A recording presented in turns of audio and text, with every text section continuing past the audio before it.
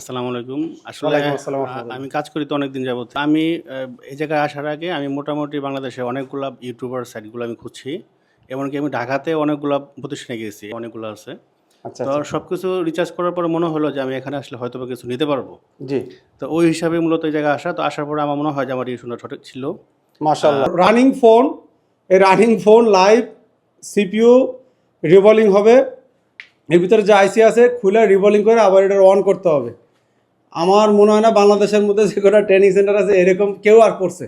আসসালামু আলাইকুম আমার প্রাণের জিএসএম ভাই বন্ধুরা, ছোটটা ভিডিও নিয়ে আসলাম।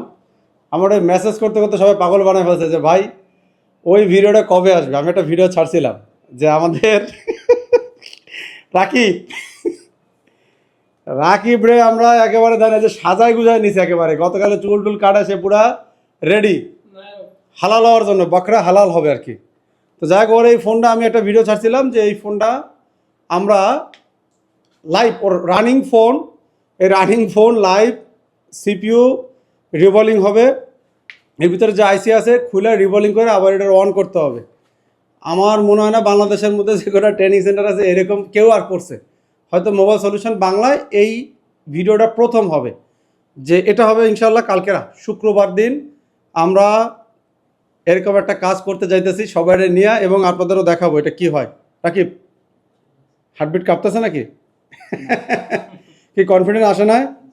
হ্যাঁ, আচ্ছা। একটা ফ্রেশার মানুষ হঠাৎ করে এরকম একটা কাজ করতে গেলে তার ভয় লাগতে পারে, যদিও আমরা শিখাইছি ক্যামেরার সামনে সবাই অভ্যস্ত না। যখন আমরা এই কাজটা করব তখন কিন্তু সে তার স্বাধীনতা পাবে না কাজের জন্য। ক্যামেরা ধরা থাকবে, দেখছেন না ক্যামেরায় কাজ করা কত ঝামেলা। আমরা নিজেরা দেখতে পাই ক্যামেরার অ্যাঙ্গেল ঠিক রাখা লাগতেছে, এটা কিন্তু একটা ঝামেলা। কথা হচ্ছে যে এই পাশে আমার ভাইপো আছে। হ্যাঁ ভাইপো, তুমি কি কাজ কাম শিখতে পারতেছো? বলো। জি ইনশাআল্লাহ ভালো শিখতে পারতেছো নাকি? জি রাকিব জি তোমার কি অবস্থা? তুমি আছো কতদিন আমাদের কাছে? ওই স্পেশাল ব্যাচে, আমাদের এই ব্যাচে স্পেশাল 3 জন আছে। বাস প্রায় 3 মাস 3 মাস। জি কনফিডেন্ট আসছে এবার? জি বস হ্যাঁ, শিখতে পারতেছো কিছু? জি আচ্ছা, তোমার কি অবস্থা? তুমি কাজ কাম শিখতে পারতেছো? জি বস। হ্যাঁ, জি আসলে কি কাজ কাম না শিখলে তো কেউ 3 মাসে যে পড়ে থাকতো না, আগেই চলে যেত। আপনার কি অবস্থা? আপনি কতদিন আসছেন?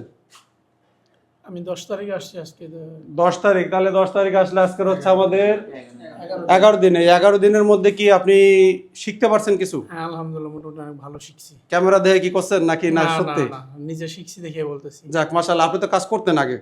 এমনি একটু। দাদা আপনার কি অবস্থা? আপনি কতদিন আছেন? আমি তো 2.5 মাস এর কাছাকাছি। 2.5 মাস। দেখেন আমরা 2.5 মাস আমরা রাখছি। দাদা আপনি যে 2.5 মাস আছেন এজন্য কি অযত্ন হয়েছে কোনো আমাদের এই না, জায়গায়? না, এখানে আমি আসলে যেরকম